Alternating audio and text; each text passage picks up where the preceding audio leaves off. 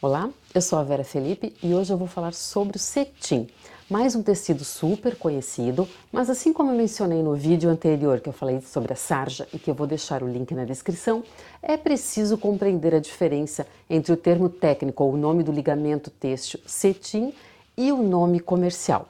Eu também vou ilustrar esse vídeo com algumas imagens e também mencionar como esse termo é tratado nos museus. Então mergulhe comigo nesse vídeo para compreender melhor essas questões.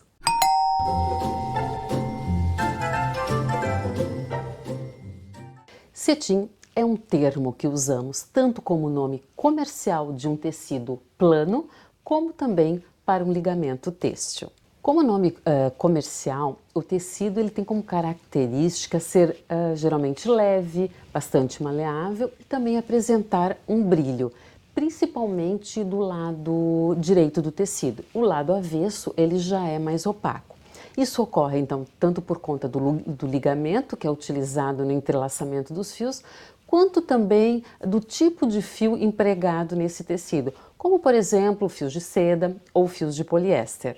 Em vez de apresentar um efeito diagonal, como acontece na sarja, esse ligamento cetim, ele tem como característica e como efeito fazer com que a superfície do tecido seja o mais homogênea, lisa e contínua possível. Como nome comercial, o termo cetim muitas vezes vem acompanhado com algum sobrenome, como por exemplo cetim com elastano.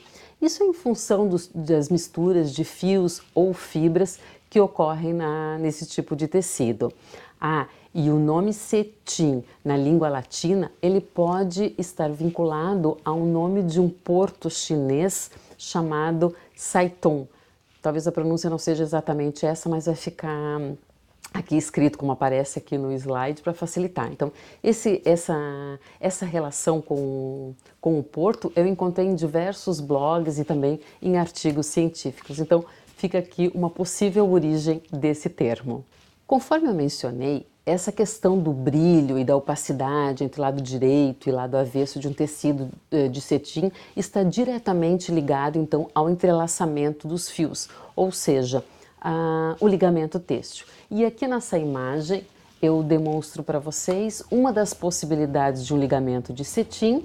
E essa questão, ali seria onde predomina o branco e onde predomina o preto, seria lado avesso ou direito de tecido. E como eu mencionei no vídeo sobre a sarja, os pontos, os espaços em branco diz respeito a onde está em evidência ou se sobressai os fios de trama, e onde aparecem os espaços escuros em preto é onde sobressai o fio de urdume.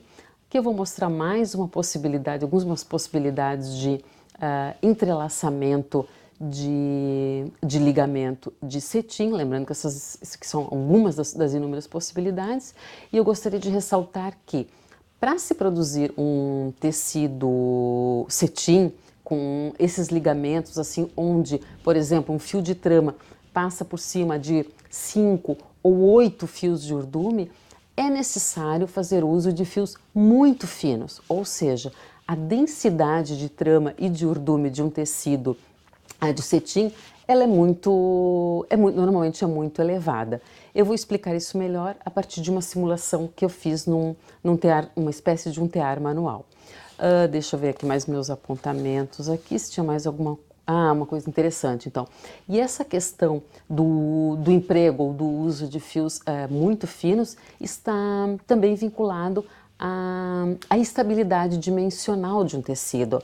Depois vai ficar um pouco mais fácil de compreender essa questão nas imagens seguintes.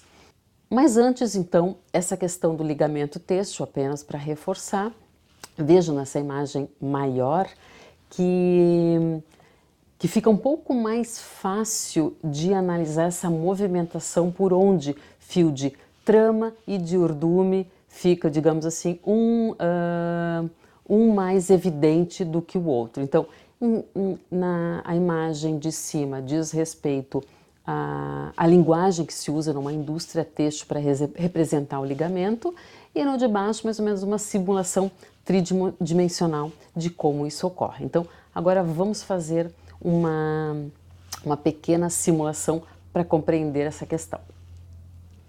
Aqui então eu peguei esse entrelaçamento onde percebam ali na primeira linha ou na linha do esquema gráfico, do esquema tridimensional, observem que o fio, o primeiro fio de trama, ele passa por cima do primeiro fio de urdume, depois ele passa por baixo de 4 fios de urdume e depois ele sobe novamente. Então, essa movimentação eu simulei ela com um fio super grosso, porque eu não tinha um tecido em casa que não um cetim convencional, que conhecemos como nome comercial de cetim, né? Então, gostaria de simular isso para vocês para ficar um pouco mais em evidência. Então, coloquei o fio escuro, o fio marrom, como se estivesse no urdume e o fio claro na trama. Então, observem como fica esse ponto simulado. Observem também a questão de onde fica em evidência os fios de urdume, ou seja, os fios escuros, e um outro lado onde fica mais evidente a questão do fio claro ou fio de trama. Mas atenção, então eu fiz essa simulação apenas para ilustrar e chamar a atenção que aquela questão que eu mencionei, do uso de fios muito finos para serem produzidos esse tipo de tecido, porque fica um tecido bastante instável. É claro que feito, por exemplo, num tear manual com fins artístico, pode funcionar muito bem. Ou também não fazendo uso de fios tão grossos quanto eu fiz aqui, e lógico, também tendo o cuidado de fazer o devido acabamento nas auréolas, é sim possível fazer uso desse tipo de ligamento, tanto num tear manual, como até mesmo num tear industrial, com uma espessura, uma titulagem de fios menor.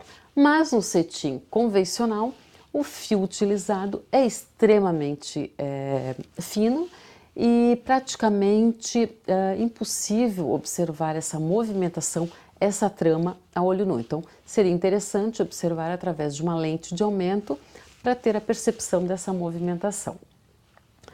Então, de novo, né? Por que é importante saber disso? Então, se você tem algum vínculo com moda, com tecidos, é sim importante. Até mesmo se você for um pesquisador ou um museólogo, como eu mencionei no vídeo sobre o sarja, também se torna interessante conhecer essa diferença entre o nome comercial ou nome técnico, o nome do ligamento, para evitar possíveis confusões ou imprecisões em alguma descrição ou na menção, numa menção mais técnica.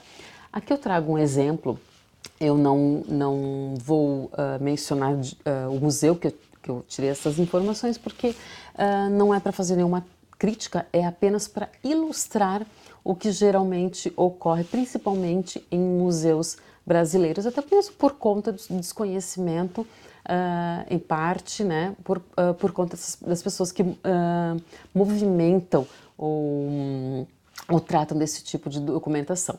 Aqui, então, no museu em questão, ele está descrevendo uma veste. Essa veste, ela está ali mencionada que é um objeto de uso pessoal, né? E que o material e a composição são, observem lá no segundo círculo em vermelho, tecido, cetim e fio de ouro. É claro que neste caso, quer dizer, não é nada claro, mas pela simples menção do termo cetim, nós imaginamos que seja esse tecido de nome comercial. Mas aí eu pergunto, que tipo de tecido? Tem uma amarração, cetim provavelmente, sim. Mas a gente está falando de um tecido, de uma veste de tecido de poliéster? Uma veste de tecido, de cetim, de seda? Então isso faz toda a diferença, até mesmo quando se pensa em questões de armazenamento, de guarda desse tipo de veste, até porque sabemos que a seda tem um comportamento muito diferente de um tecido de poliéster. Mas agora eu vou linkar essa questão a um outro ponto que eu sinalizei aqui na imagem, que é a data deste objeto. Vocês observem ali que ele é de mais ou menos 1851 a 1900.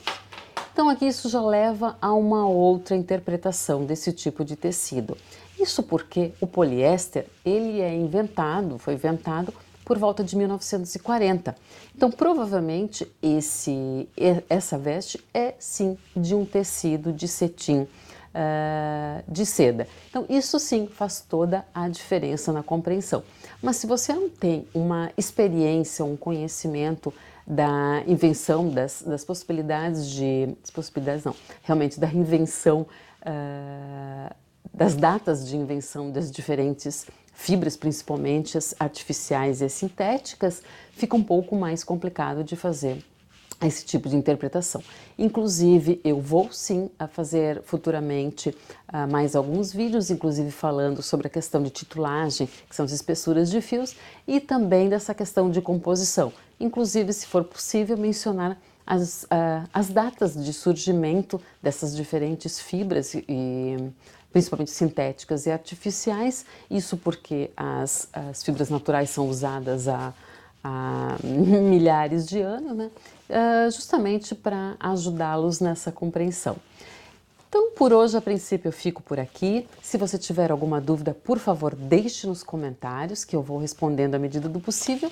E também, ou pode também enviar através das minhas redes sociais, que eu estou à disposição. E em breve eu vou fazer um vídeo sobre o terceiro tipo de ligamento básico, que é a tela. Então, sarja foi o primeiro, cetim o segundo e a tela vai ser o terceiro. E essas três são as três principais, ou seja, são os ligamentos básicos para se ter conhecimento. Então, fico por aqui, muito obrigada e até a próxima.